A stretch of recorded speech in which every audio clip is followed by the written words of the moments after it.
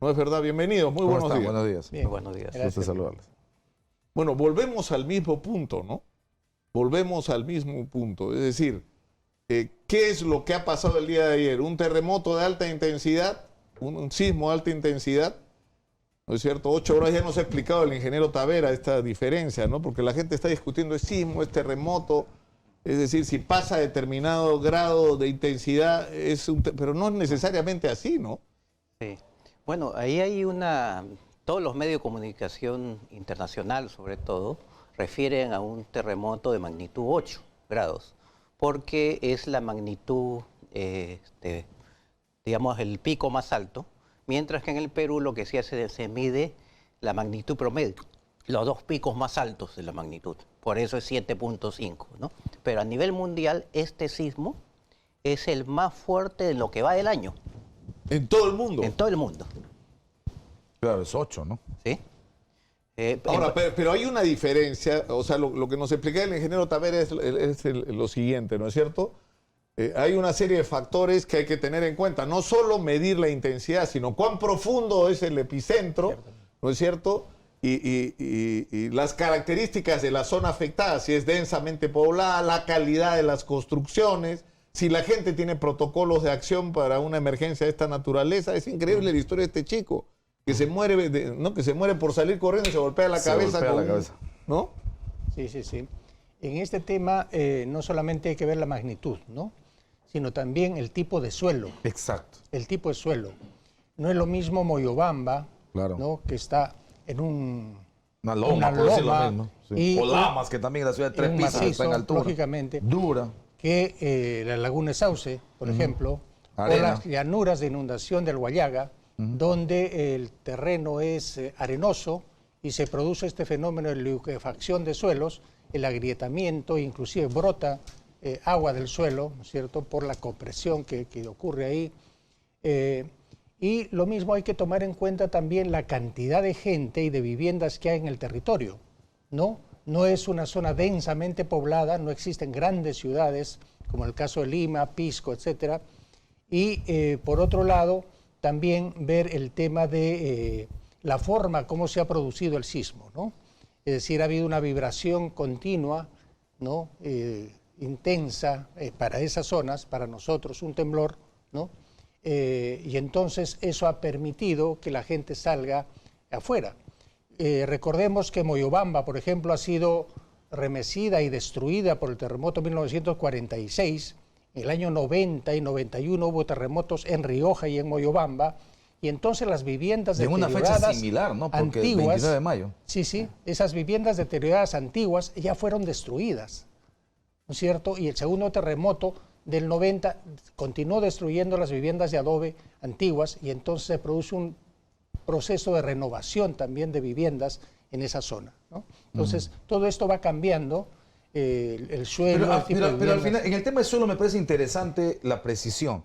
La zona de selva llana, que normalmente son terrenos aluvionales, menos firmes, menos rocosa, termina siendo favorable, porque yo veo, si el epicentro es la zona de Reserva Pacaya y Samira, 60 kilómetros de la zona de, en este caso, de Lagunas, hacia el llano amazónico, la ciudad más poblada es Iquitos. Cierto. 500.000 habitantes, yo estaba en el momento. Okay. Y hacia la zona de acá, Yurimaguas, que debe tener 200.000, y hacia acá un poco Tarapoto, que debe estar por 400.000, pero antes está Moyobamba, que debe estar por ahí, por 300 o 400.000. ¿Por qué en Iquitos solo se siente, y salvo un balcón y otra cosa más, no hay mayor complicación? El terreno flojo, digamos, de la Amazonía aluvional, es que es más o menos una especie de sobreposición de tierras producto de las inundaciones que hemos tenido y los deslizamientos de la zona alta del Perú, le favorece finalmente para que las ondas sísmicas no terminen fracturando más la tierra y la infraestructura. Yo pienso que es una combinación de factores. Uno es la calidad del suelo, pero también las características del sismo, ¿no? El sismo ha tenido una característica, el movimiento sísmico ha sido fundamentalmente horizontal, ¿no?, cuando hay sismos de otro tipo, y también la profundidad del sismo hace que la energía se libre de una forma determinada. No es, digamos, no es previsible, que, por ejemplo, Sauce sea necesariamente el que más ha sufrido, como hemos visto ahora. Eso no es previsible desde el punto de vista... Claro, de pero los por ejemplo, geológicos. ahora que hacemos la comparación con el 70, en el 70, ¿qué es lo que pasa? El terremoto tiene más o menos la misma intensidad, 7.9, Sí. pero el epicentro está a 60 Su kilómetros. Sí. Es Ese decir, es el o sea, lo de ahora ha sido el doble de 135. profundidad. Y el otro factor sobre el que llamaba la atención era la densidad de la población y la calidad de las construcciones. Sí, ¿no? cierto. Porque yo me acuerdo, por ejemplo, en el caso de Huaraz, porque yo fui prácticamente al día siguiente del terremoto con eso que en esa época hubo y que fue extraordinario, que era el sistema de voluntariado. Y creo que Pedro Ferraz participó también en eso, ¿no? Nos inscribimos como voluntarios y al día siguiente estábamos entrando con camiones llevando ayuda, ¿no? Era todo un poco más organizado. Pero en Huaraz era tremendo porque las calles eran muy pequeñas, Muy estrechas. las viviendas eran antiguas, Sí. y la gente nunca imaginó que iba a vivir algo así, entonces lo que pasó fue una estampida de gente saliendo a la calle y las casas cayéndoles encima. Sí, Por así. eso murió tanta gente. No, ciertamente. Ahí justamente nos lleva a la reflexión, ¿no? Uno tiene que planificar hacia dónde va a correr, hacia dónde va a evacuar, pero si no lo tiene claro, puede encontrar la muerte. En el caso de Huaraz, la gente que salió a las calles, siendo estas muy estrechas, las viviendas muy esbeltas y antiguas deterioradas, encontró sepultura. Sin embargo, si corría hacia el patio trasero, donde guarda los animales, etcétera, hubiera salvado el la vida. corral de atrás, etcétera, no hubiera ocurrido el mismo tipo de tragedia, ¿no? Entonces, eso nos indica, pues, de que tenemos por lo menos una vez en la vida que pensar qué vamos a hacer el día que ocurra. Claro, por ejemplo, la gente que no, la señoras, señores, pues, las personas que nos están viendo y escuchando en este momento. O sea, ¿qué haría usted en este momento si hay un terremoto de grado 8? ¿No es cierto? A 60 kilómetros de profundidad en Lima, como el del Callejón de Huayla. ¿Qué hace usted? Claro. Aparte de que hay gente que se arrodilla, ¿no? Sí. Aplaca tu ira, Señor, o sale corriendo en cualquier dirección, sin pensar. Sí. ¿No es cierto? Si está corriendo en la dirección adecuada, o sea, si está corriendo hacia la salvación o hacia la muerte, ¿no? Claro, y esto tiene que ver con las características también del lugar, ¿no? Justamente a raíz de este sismo, yo vivo en un edificio y terminado el sismo bajamos y estamos ahí con los vecinos y en la mañana me busca el guardián que había pasado el sismo en su casa. Y me dice, yo bajé corriendo y nos caímos de la escalera. Claro. O sea, no esperamos Qué horror. a que pare el sismo para bajar. Simplemente bajamos a estropear, ¿no? Entonces hay cosas que uno tiene que aprender. En un edificio, obviamente, tiene que buscar el lugar más seguro, cerca del ascensor, en un sitio Que es normalmente previamente donde están definido. las Claro. columnas y la estructura Más más fuerte. sólida, ¿no es cierto? Claro. Y es diferente a una población que se encuentra, por ejemplo, en el caso de Villa El Salvador, tenemos el Cerro Lomo Corvina, que es la zona más vulnerable del país probablemente, porque tenemos más de 50 metros de arena de profundidad y un sismo va a licuar eso. Entonces ahí la gente tiene que salir del lugar como del lugar, ¿no? Entonces hay, digamos, reacciones diferentes para cada Dependiendo de cada lugar. Y ese es el gran reto. No es un tema de mensaje, sino que cada uno se reúna. Ahora, no hay manera de tener una alerta temprana, porque eso también es importante. Es decir, si tú tuvieras el aviso, no sé, 30 30 por lo segundos menos. antes, eso te da tiempo de Como en México, salvar ¿no? la vida, ¿no? Sí, sí es posible. Están probando.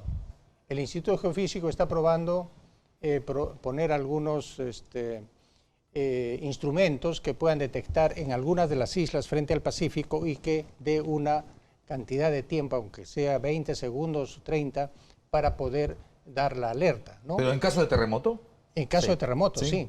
Y para el caso ya, digamos, Tsunami. del sur, digamos, el terremoto que se puede detectar, ¿no? En Camaná, ¿no?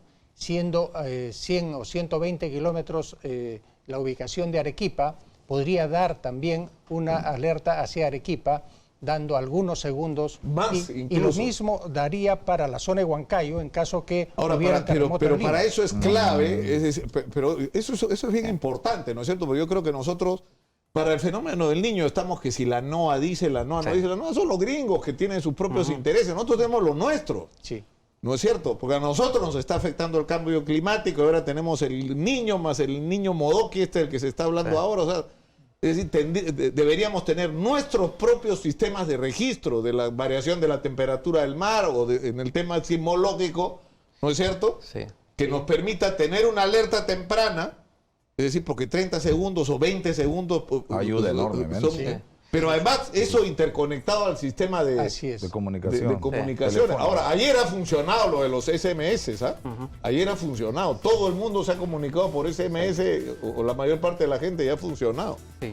¿No? Definitivamente los sistemas han avanzado bastante, o sea, la tecnología ha avanzado en el mundo y tanto en el caso peruano lo que se está implementando como en otros países desde hace más o menos 7, 8 años escuchamos digamos, iniciativas para instalar sistemas de alerta temprana frente a sismos y frente a tsunamis en el país. Para ambas cosas. Sí. Sin embargo, hay un tema que siempre ha preocupado.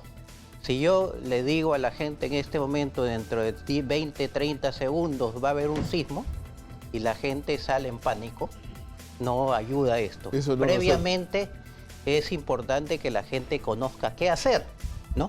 Entonces no es solamente el instrumento tecnológico, el sistema de alerta temprana, sino la educación. No, la educación tiene que estar asociado a eso. Vamos a ir a la pausa, regálenos unos minutos más de su tiempo, por favor. Vamos a la pausa, estamos en Exitosa, la radio del Perú, que dicho sea de paso, ayer prácticamente apenas ocurrido el terremoto. Inmediatamente estábamos al aire y lo hemos hecho durante 10, 12 horas, dándole información a la gente y sirviendo como puente para que la gente, en primer lugar, lo tome con calma, reciba la información adecuada, cuente cada uno desde donde está lo que está ocurriendo. Para eso está Exitosa, la radio del Perú, y lo hemos hecho desde todas nuestras plataformas, porque esto ha funcionado de una manera extraordinaria el día de ayer. Para eso también sirven los medios de comunicación, para momentos de crisis como este. Vamos a la pausa, volvemos con más. ¿Sabías que Air Europa vuela a más de 40 ciudades de Europa y lo hace en el avión más moderno del mundo? Y ya tiene 7 frecuencias semanales desde Lima. Si quieres más información, ingresa a aireuropa.com. Repito, aireuropa.com. Manuel. Bueno, probablemente a partir de eso y de todo lo que nos ocurre siempre, la pregunta es cómo articulamos, cómo manejamos planes, cómo hacemos que las entidades del Estado se articulen desde el gobierno nacional y los subnacionales, pero también cómo la gente genera una cultura de reacción, ¿no? ¿Cómo vamos en eso? Bueno, tenemos que decir lamentablemente que esta cultura que intentamos construir desde hace muchos años, muy laboriosamente, no ha avanzado mucho, ¿no? La llamada cultura de prevención, en que la gente reconozca que existen riesgos y en función de los cuales tome las decisiones cotidianas cada día y trabaje y viva en mejores condiciones de seguridad y no arriesgue tanto, ¿no? Eso ha avanzado muy poco. Pero también no es parte de la cultura institucional todavía, me refiero a las instituciones, trabajar el riesgo, considerar el riesgo como una variable y por tanto incorporarlo dentro de las decisiones de planificación, de políticas, de decisiones. En realidad tú no deberías hacer nada en el Perú sin incluir en tus cálculos y en tus proyecciones el tema climático y el tema de la eventualidad de sismos de alta intensidad. O sea, eso tienen que ser dos de tus referentes. ¿No hemos avanzado en eso? Por ejemplo, en el asunto de edificaciones, desde el Estado, cuando construyo colegios, cuando construyo centros de salud, postas médicas, por lo menos desde el Estado, debería ser para todo el mundo. No existe en la reglamentación de edificaciones criterios que tengan que ver con esto que acaba de decir Nicolás, tu terreno, tu zona antisísmica, tus criterios para la cuestión de infraestructura física, ingeniería civil. Sí. ¿Hay o no hay eso? De hecho, como normativa sí se ha avanzado bastante. ¿Hay como normativa? Sí, creo que sí ha avanzado bastante. Entonces, ¿qué falla? El control. La falla está en el control, en el manejo. Fiscalización. Y no solamente en eso, sino que hay información faltante también. Por ejemplo, si yo no defino claramente cuáles son las zonas que voy a ocupar en el territorio, o sea, si no tengo una planificación adecuada, puede ser que por más que construya un edificio muy resistente, pero la calidad del suelo en general en la zona que... Tienes que tomar en cuenta Pero todos eso los es parte, parámetros. ¿no? Pero eso es parte de decir dónde construir. Sí, Porque, por ejemplo, claro, ahora- pero si estoy dentro de la ciudad no puedo modificar toda la ciudad. Ya, pero por ejemplo, ahora tenemos registro de Yurimaguas. Ya. 2 instituciones educativas, la Atanasio Jauregui y la José María Arguedas. 3 y 4 años de antigüedad y tienen rajaduras. Sí. Ahí algo debe estar mal en el proceso de construcción. Ciertamente. Si son edificaciones construidas después de los años 90 y no han considerado el tipo de suelo, ese es un gran error, ¿no?, que tendría que ser investigado. Claro. Porque a partir de esos años, después del terremoto en Nazca, se exige que cualquier colegio tenga que hacer un análisis de mecánica de suelos, es decir, hacer calicatas dentro del terreno en el cual se va a construir y en función de eso definir la estructura. Pero hay que debe ser tener. absolutamente severos en eso, ¿no es cierto? En el Ciertamente. sentido, si el suelo no califica, No acá no construyes. puedes invertir un sol, porque No no solamente construyes. Ciertamente. estás perdiendo dinero, sino estás poniendo en riesgo la vida de la gente, de los estudiantes o de los pacientes si se trata de un hospital, ¿no? Sí, sí. Sí, tenemos un despacho de César Zúñiga desde Barrios Altos, que precisamente Dios es mío. una de las zonas más vulnerables de la ciudad de Lima. Imagínense que hubiera habido un terremoto de 8 grados de intensidad como el de ayer en Loreto y el epicentro en Lima, ¿no? ¿Qué hubiera pasado en Barrios Altos? César Zúñiga está ahí. Adelante, por favor. César. ¿Qué pasó? No. Estamos con César. Estamos conectándonos con César.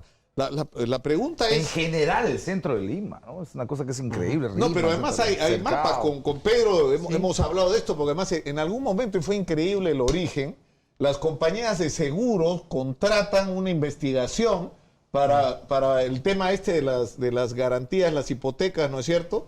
Y las valorizaciones para saber cuán riesgoso era, ¿no es cierto?, invertir en una zona o aceptar una hipoteca de una casa si esa casa podía destruirse con un terremoto. Sí. ¿No? O sea, comienza por ahí, Manuel, fue increíble. No, Me ciertamente. imagino que son inelegibles. Claro, pero ese es un medio. O sea, ¿por qué no utilizar esos instrumentos que ya existen?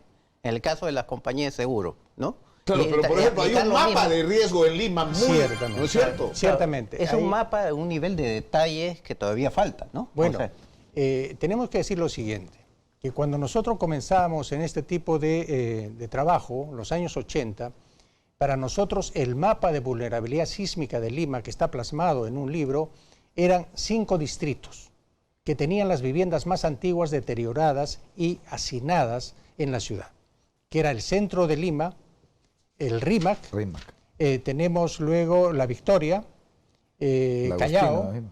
Chorrillos y Barranco tienen zonas antiguas muy deterioradas. Y ese era el mapa más importante de vulnerabilidad.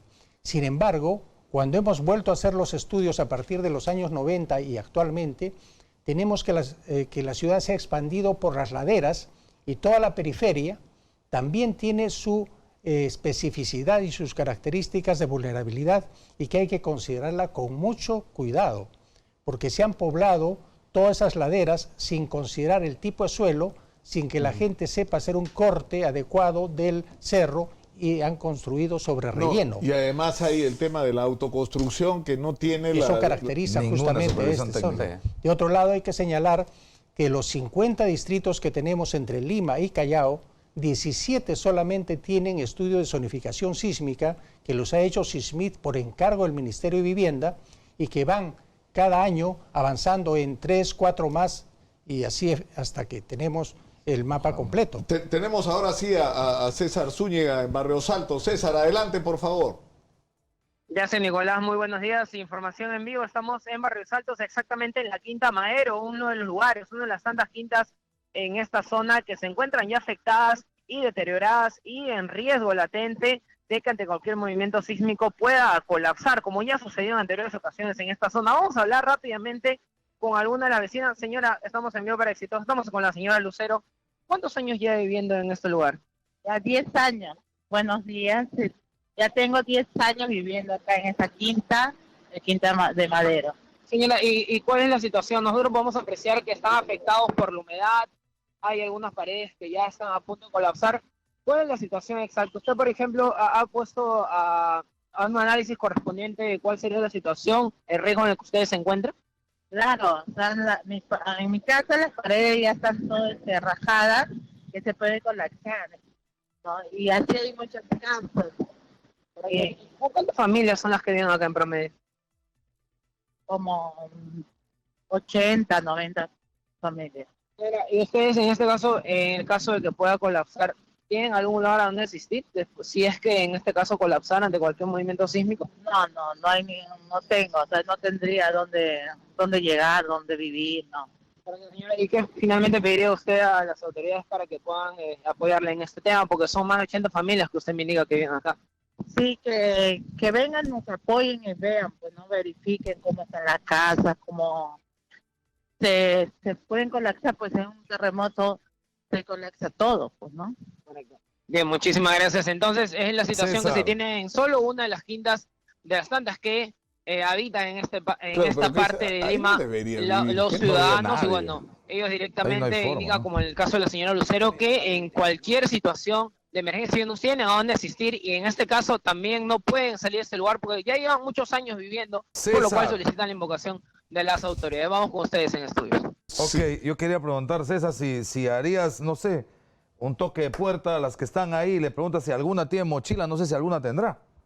Lo más probable ¿Se es que puede? no tengan mochilas de emergencia, vamos- pero no ahí, vamos a ser impertinentes. ahí el tema es preservar la vida, pero el problema es que ustedes están hablando que desde los años 80 se ha hecho evaluaciones y se ha declarado que estas zonas son muy riesgosas. Desde los años 80 han pasado que 39 años. Sí. Y la gente sigue viviendo en un riesgo mayor aún, porque las casas están 39 años más antiguas y con más deterioro. Y nos hemos puesto en el escenario de ese 8 en Lima. Ustedes se han puesto en el Sí. escenario. Magnitud 8, Sí. 60 kilómetros de profundidad. ¿De qué estamos hablando? ¿Cuántos muertos? Claro, no se puede precisar, porque me imagino que No, pero 100.000. pero está calculado. Sí, está calculado. Predes hizo un estudio de riesgo sísmico el año 2009, hace 10 años atrás, que es un estudio que el INDECI ha utilizado y continúa utilizando y que ahora está actualizando justamente, donde se indica cuáles son las grandes áreas que resultarían destruidas, qué tipo de destrucción ocurriría y qué nivel de daños se producirían con un terremoto 8.3 como el del año 1940. Allí se establece que no menos de 50.000 personas perderían la vida y esa misma noche, ese mismo día, más de 500.000 familias quedarían sin vivienda y no tendrían dónde alojarse. 500.000. 500.000 viviendas.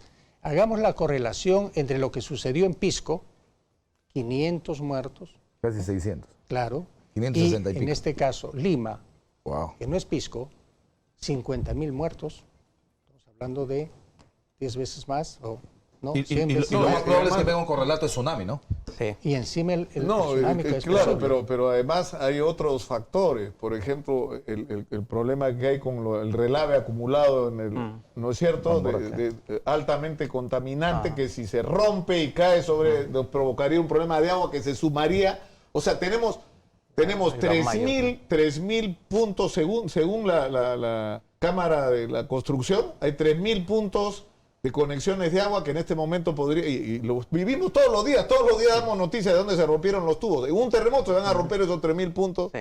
para empezar. O sea, vas a tener un problema de abastecimiento de agua. No, y la Vas a planta, tener y la un planta de problema- Huachipa, que además Claro. está, pero con un tic y se va. porque Claro, viene vas a bajando tener por un todos problema de lados. abastecimiento eléctrico y vas a tener lo que ha dicho INDECI a partir del informe que ustedes trabajaron e investigaron. Se van a caer los hospitales. El 2 de mayo, el Loaiza, no aguantan un terremoto de esa intensidad. Sí. O sea, no vamos a tener urgencia de atender a la gente y no vamos a tener dónde hacerlo.